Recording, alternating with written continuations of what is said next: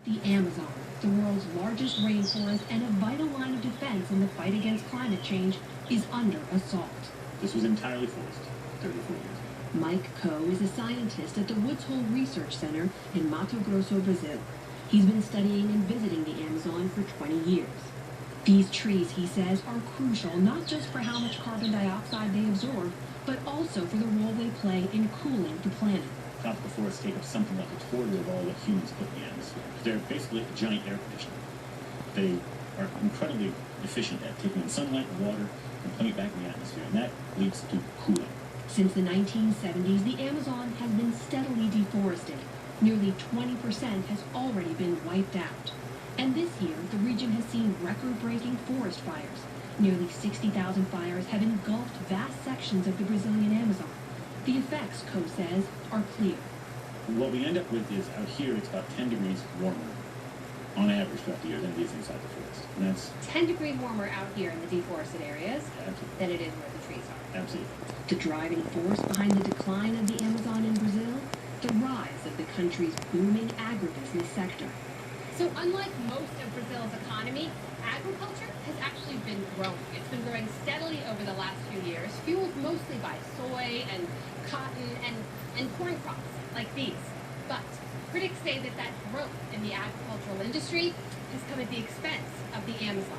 In fact, an estimated 80% of the deforestation in the Brazilian Amazon is due to agriculture, a result of decades of permissive land use policies that transformed huge swaths of this region into cheap farm acreage. The agricultural sector has always been a major player in Brazilian politics, going back to before even the proclamation of the Republic.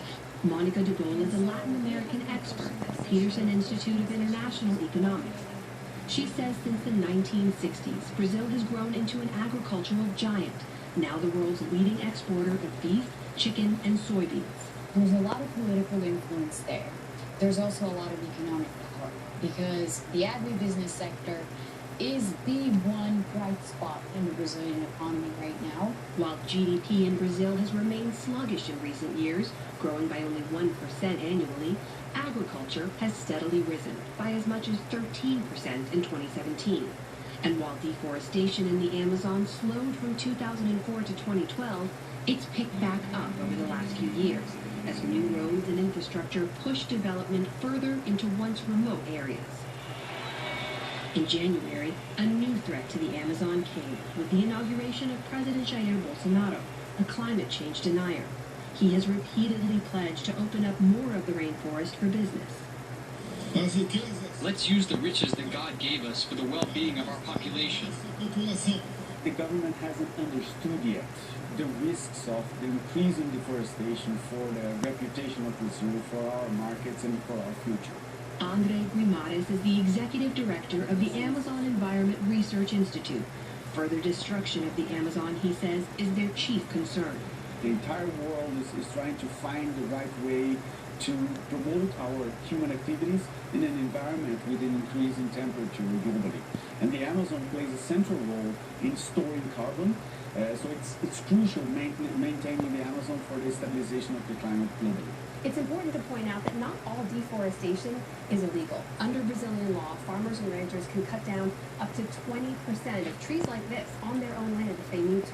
The problem, scientists say, is that the Bolsonaro government has rolled back inspections and monitoring and fines. They basically made it harder to enforce the law. Since President Bolsonaro took office in January, roughly 1,000 square miles of forest has been lost, a nearly 40% increase from last year. Back in Mato Grosso, Coe and his colleagues are trying to understand the effects of all that destruction, measuring and monitoring, tracking trends in a shifting environment. An average year today is like an extremely hot, dry year 30 years ago. So the climate has changed drastically because of deforestation and because of just a general climate change. Coe says they're studying what happens when forest becomes farmland, in this case, a soybean field. What it's really doing is measuring how conductive the soil is. And the more water there is, the more conductive it is. Why is that important? Because for the first time we can get a picture of how much water there actually is. So out in the soybean field, there's a lot more water in the soil. The rain comes in, it all goes in the soil. The trees use a great deal of water. The soybeans really don't. Yeah. Because for 9 months out of the year, they don't do anything.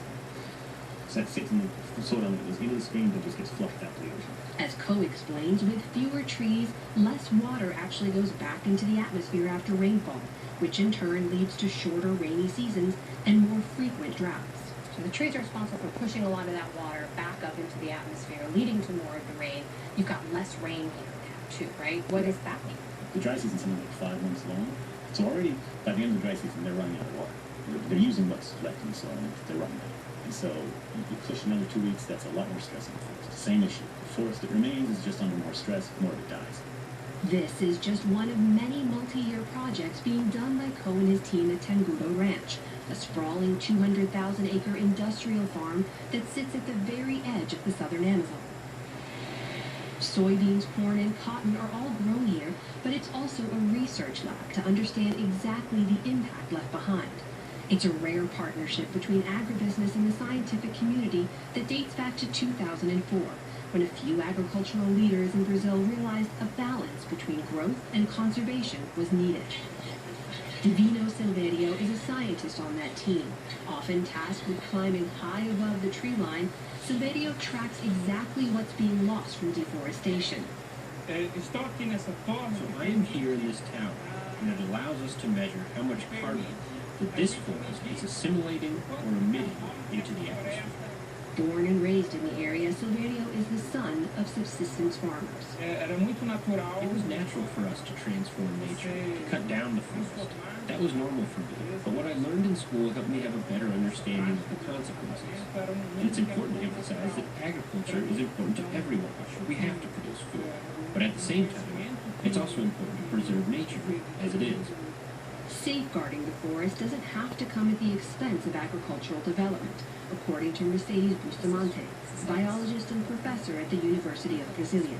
The economic activity that needs more environmental protection is agriculture itself, because we need water, we need good soils, we need pollinators, we need pest control, we need a very stable climate. You're saying it could actually be better for agribusiness if conservation were put first? Yes. And actually, if you see the land use in Brazil, we still have available land for the agricultural development and also for conservation. The future of the Amazon now depends on finding this balance, says Thomas Lovejoy, an ecologist who studied the rainforest since the 1960s. We're seeing, I think, the first flickerings of the tipping point with historic droughts in 2005, 2010, and 2016.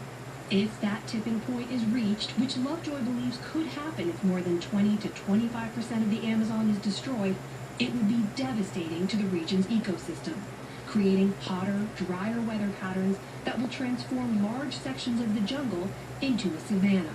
You can go down in history as being the equivalent of the person who created the Dust Bowl in the United States. The difference is between the Dust Bowl and the situation is in the Amazon and in Brazil, is we actually scientifically understand what's going on and can avoid those tipping points. And for scientists like Divino Silverio, avoiding that tipping point is not only crucial for the Amazon, but also for a place he has long called home. It's where I grew up, where my family lives. To me, this region is part of it. It's also special because of its extraordinary diversity, which has always been part of my life. So there's an intense feeling of loss when we see the changes. For the PBS NewsHour, I'm Amna Navas in Mato Grosso, Brazil. And tomorrow, our series Brazil on the Brink examines the threats faced by animals that call the Amazon home and potential solutions that will protect them.